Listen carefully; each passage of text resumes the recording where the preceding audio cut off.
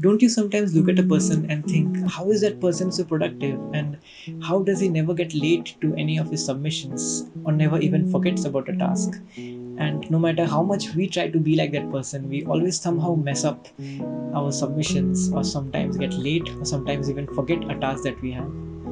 Well, here are a few rules that I've been following since the last few months, which have actually helped me declutter my work and also save time. And I think it might help you too.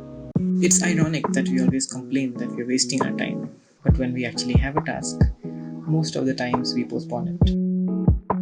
We are still working from our homes, and it's quite natural to feel lazy and procrastinate organizing your day, and ultimately forget about a few of your tasks, even though they might have been important.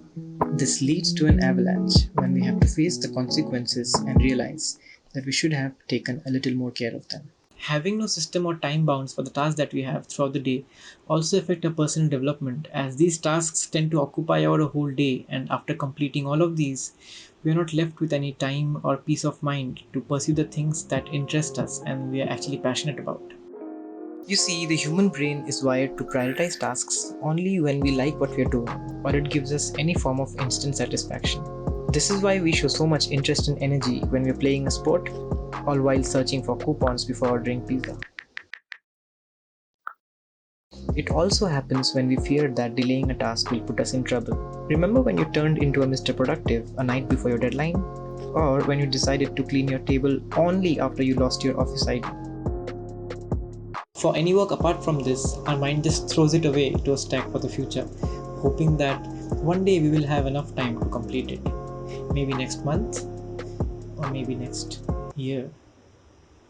And that's how our mind categorizes whether to do something or not. It's not you, it's biology. I told you. That's why if you search online, you'll find dozens and dozens of books on mental efficiency, time hacks, productivity hacks, 20 habits of CEOs, why to wake up at 5 p.m. every 5 a.m. not 5 p.m. I sometimes speak the truth. All of these complicated methods and theories simply boil down to just getting up and doing the work. It's also true that we have somehow managed to live with this behavior pattern that we have, and we are living our lives quite well. But we can't argue how much potential we miss out on every day if we are not smart with our daily tasks. Tackling a daily task smartly not only makes your days a lot more stress free, but it also gives you the mental space that you need to pursue the things that you actually love. What is the point of working so hard if you don't get even any time to do the things that you are passionate about? So if you're watching this video till this point, then I think you and me want to improve on the same thing, and that is to be better with our time. So here are 3 techniques to act as a starting point to help you tackle tasks smartly. I think actual productivity comes from training your mental muscles, I like to call them. And there are no magical hacks and techniques to do your work for you. You have to do them yourselves. So these rules are here only to strengthen your mental muscles over time and help you push yourselves to get your work done on time. So here's point number 1. Stop searching for motivation on YouTube. कौन लिखा ये?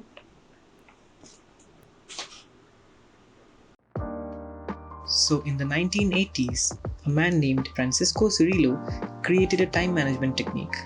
I use it almost every day and it's really very effective. And he called it the Pomodoro technique.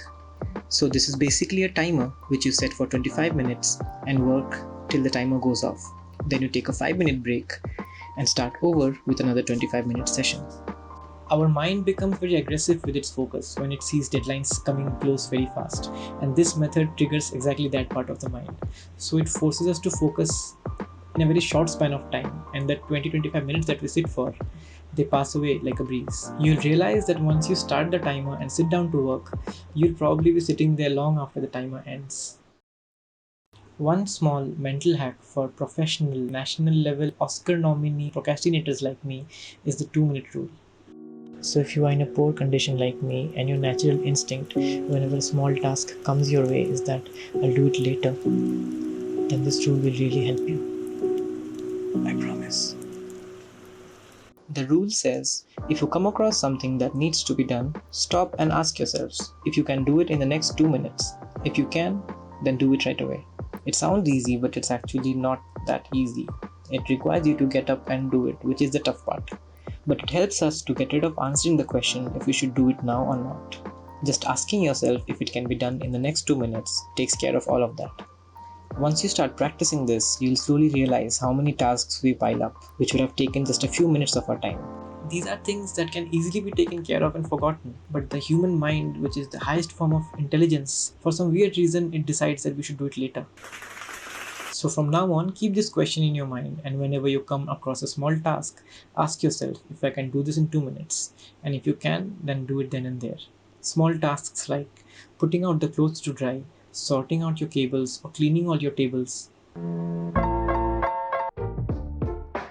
Batching is a method of grouping all the similar tasks together into a bundle and then completing them together one by one. For example, if you have a lot of emails to reply to, you can batch them and take care of them first thing in the morning when you start work. When working on the same type of task for a long amount of time, the mind enters a state called flow, where efficiency and speed is increased due to the constant repetition of the same activity, in contrast to continuously switching between tasks, which wastes a lot of time. This is why you have problems while starting to write, but it becomes easier after you write a few paragraphs. So, washing clothes, batch them. Hygiene routines, batch them. Having your meals, don't batch your meals. Please don't.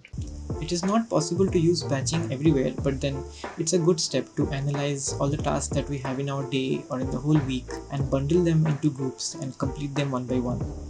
Lastly, I would like to share a small story. It's about Bill Gates. Once in an interview, Bill Gates was asked what pushes him to remain so productive towards his work every day. And he said, it's because no matter how much money you make, you can't buy more time. There are only 24 hours in everyone's day. Being productive gives us time, and I think that's the most valuable thing that we can get in return for something. I'll be very happy if you find anything valuable from this video, and if you do, please let me know in the comments. Or you can comment anything else like next pani puri kab khane ko milega. Let's break our laziness and use our time smartly. We will never know how much time we have to achieve our goals, and I think that's the highest form of motivation that we can ever get. We only have so much time in our hands, and I think we should strive to use every moment that we have, be it for our work or to enjoy life. I'll meet you in the next video.